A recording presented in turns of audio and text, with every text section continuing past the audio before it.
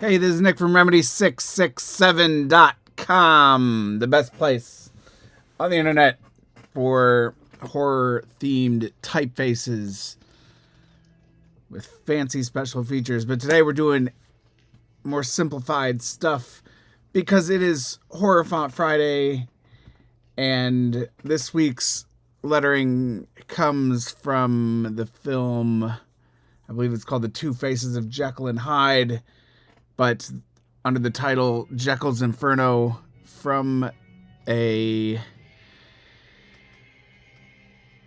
press book of all places. And this one was sent to me from my friend Tim G. So let's get started. There's some interesting letters, but there's not a lot of letters, but there's ligatures hinted. I'm going to duplicate this L because that needs to live as friends. The I with the dot is interesting because it gives us a dot. I may not use the dot, but anyway, stop wasting time. Let's get started.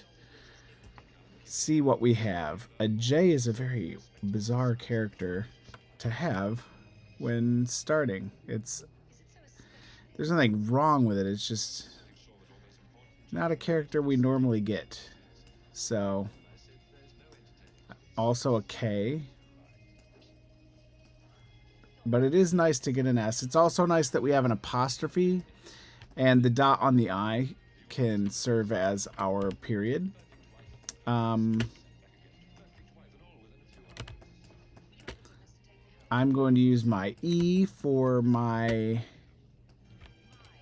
cap height and baseline settings. So we got an E and an F, which means we should have a G. And we will get our G from our C, which we will create by making that O just a little bit bigger, cutting it. We're going to come in right about there.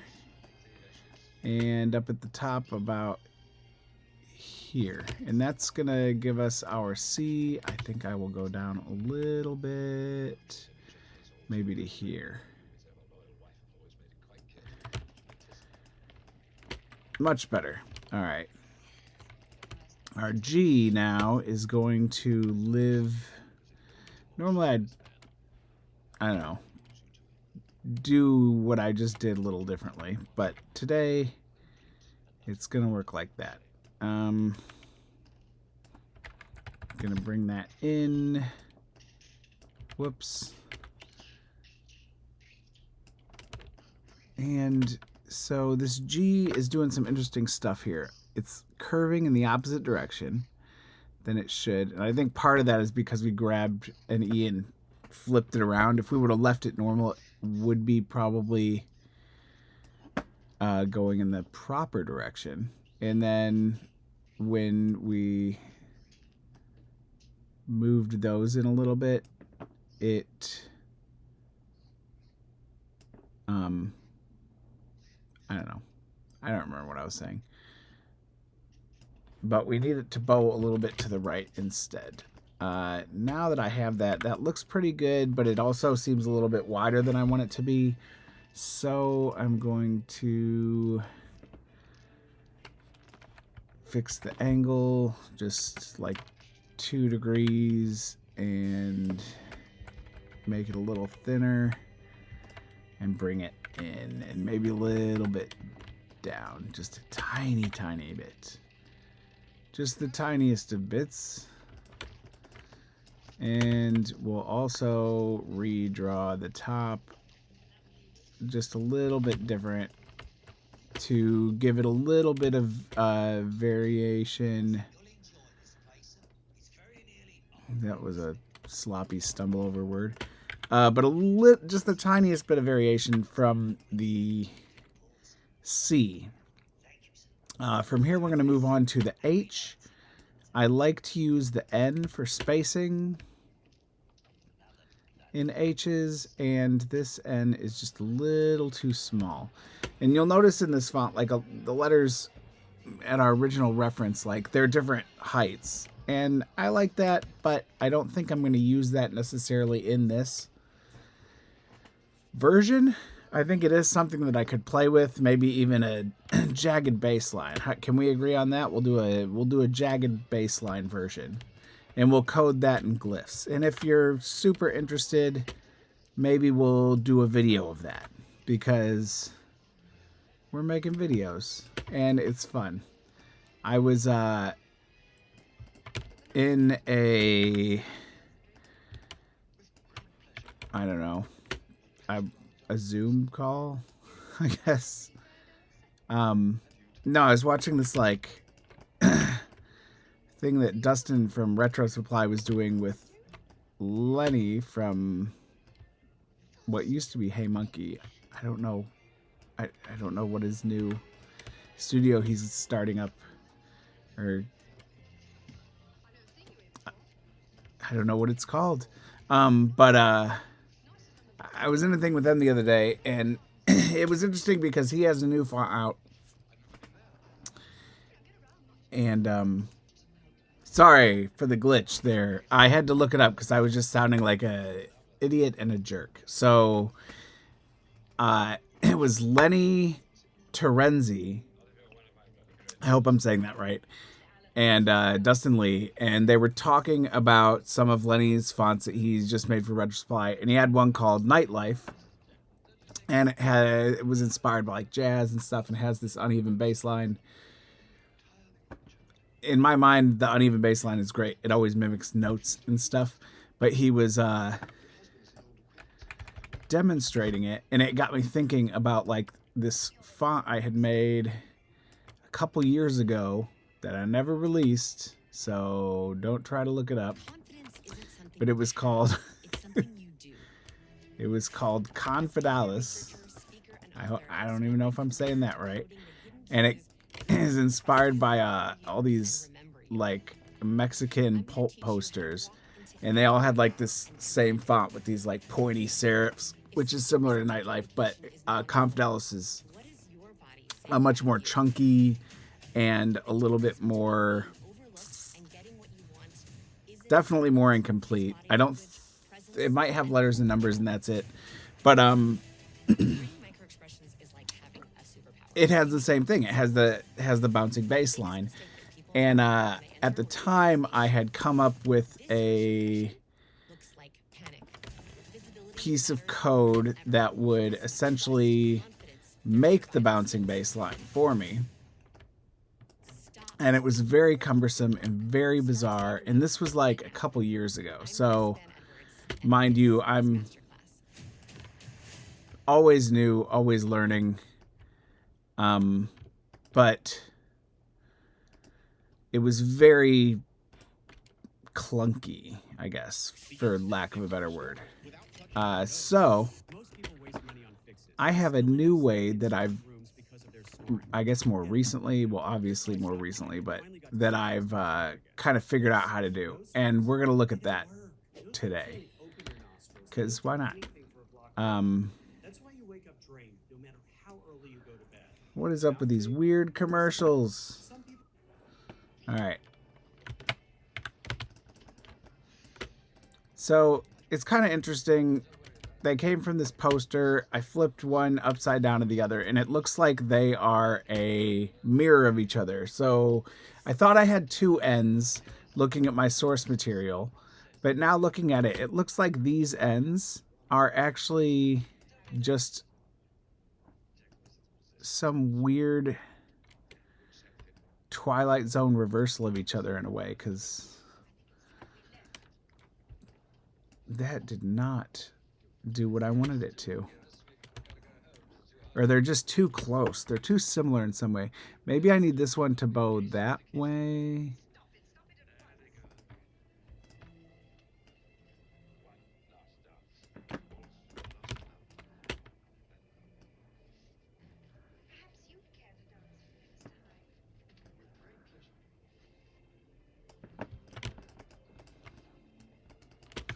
Yes.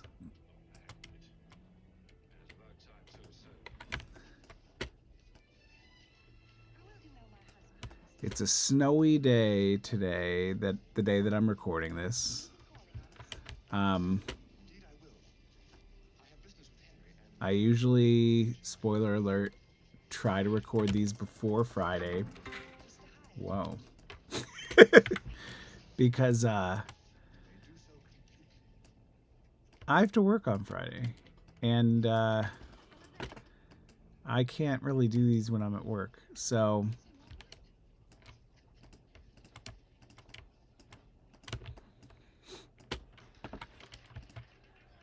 I do it today instead.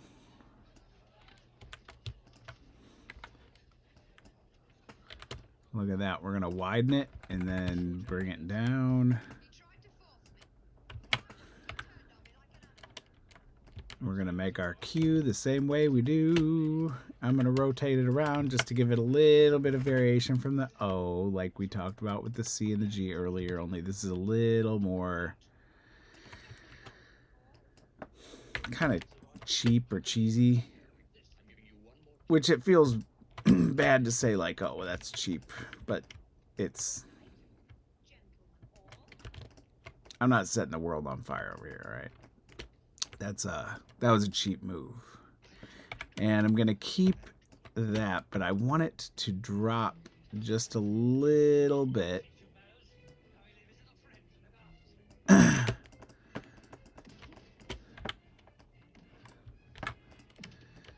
QRS. So also the other day, I got to go and I was invited to the local art school where I had gone to school at one point a long, long time ago. But I was invited to come in and review portfolios for the graphic design and illustration department. And holy crap. So I only reviewed illustrators' portfolios, and I don't really consider myself to be very good at illustration. So, you know, but holy moly, these kids are really good at illustration. And like really cool stuff too. Because you think about it, like, whoops. I'm a little out of the loop. I'm a little. Like I'm an in-house designer, so I don't have, you know, coworkers that are well versed in design, and you know, I have like people that I talk to and stuff about design, but even then, like, you know, the kids, they're dialed in on like new stuff, and it's just really amazing. It's almost like going to a museum, you know, because like you get to see all kinds of stuff that like you're not familiar with, and they're doing different like styles that, you know, you're not familiar with, and it's just really amazing. It blew my mind. I saw some really good stuff, and it was inspiring and made me want to go home and do some drawing. And I was like, you know, I only ever really draw letters for these days. But maybe I'll draw something other than letters. We'll see. I mean, today I'm going to draw some numbers. Where are we at? 13 minutes? All right. Let's get a V together. I feel so bad. I don't like that.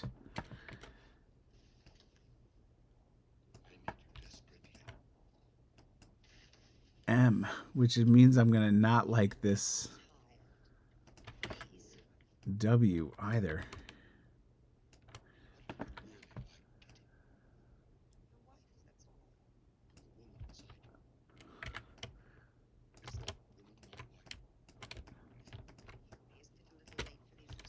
That I usually make from an N.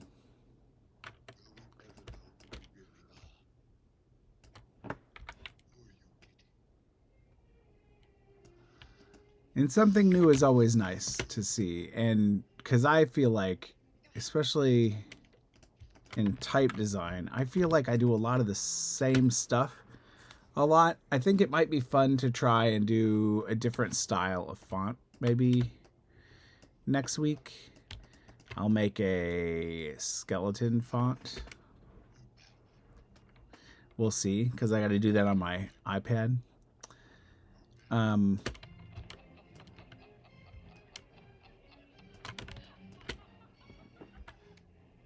going to try a couple ways with the X here.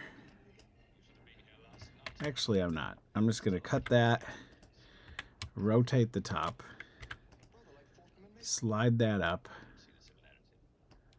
to there.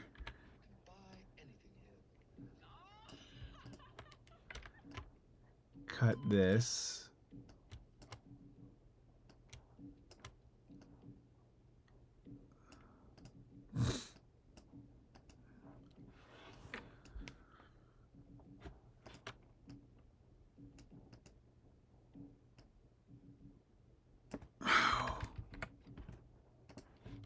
The bottom of that is really bad. Or is it this part not being angled? Maybe.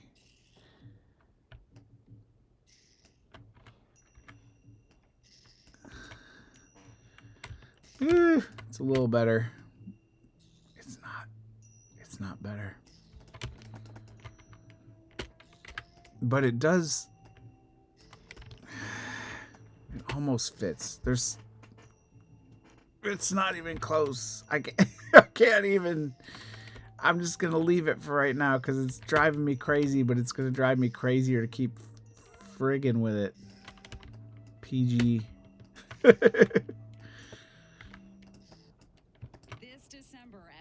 Work safe. Let's make our Z.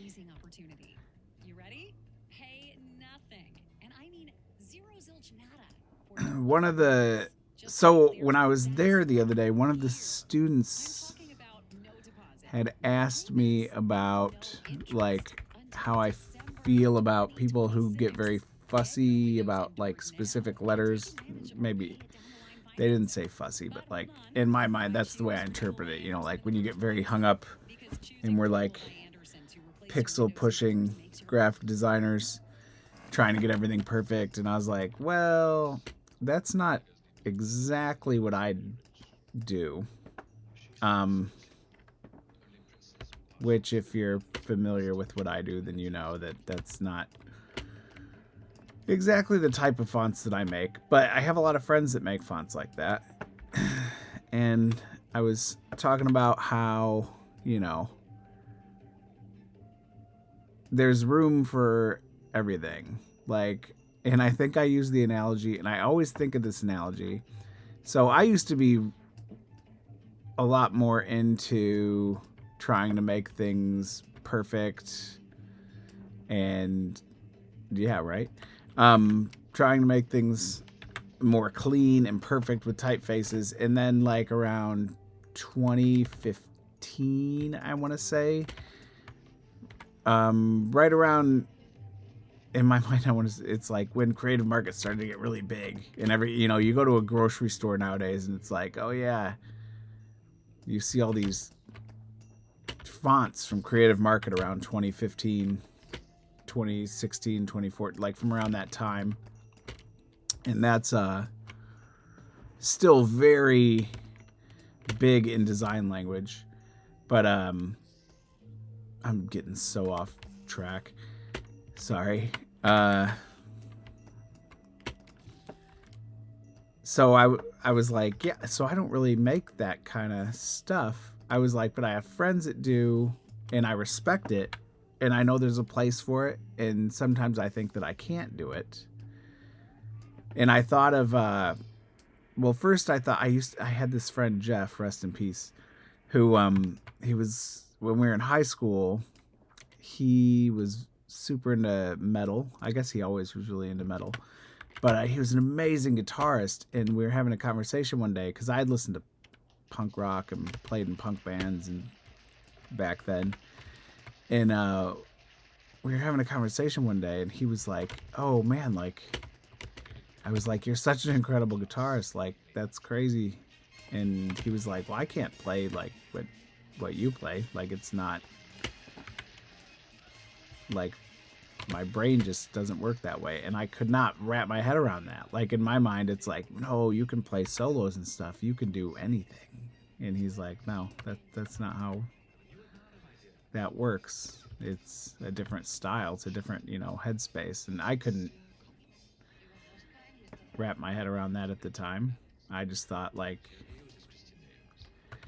you're good, you got it, you can do anything, but he acknowledged his limitations. And I'm getting super off subject, I apologize. But so what I explained to them was, I was like, I said, though, I kind of look at it in a musical way. So every band has a love song, like, and everybody has a love song that they identify with, like the Beatles, they have their version of a love song, and Luther Vandross has his version of a love song, and Limp Bizkit has their version of a love song, and Taylor Swift has a version of a love song, I'm sure. And, pretty much everybody but Slayer, right? But, so everybody has their own different version of a love song, and it doesn't sound like a love song to everybody, and it might not even sound like music to a lot of people, but they each have their own audience, and there's a place for all of them in the wide spectrum of type design, for lack of a better word. And it was a pretty interesting, and I'm thinking about it in type design. I kept thinking of things in type design and realizing that I'm speaking to illustrators, and I'm like, I guess this kind of hopefully rings true with you as well. I don't know. But this is our alphabet. Give me a minute and we're going to start the numbers. I'm going to get some water.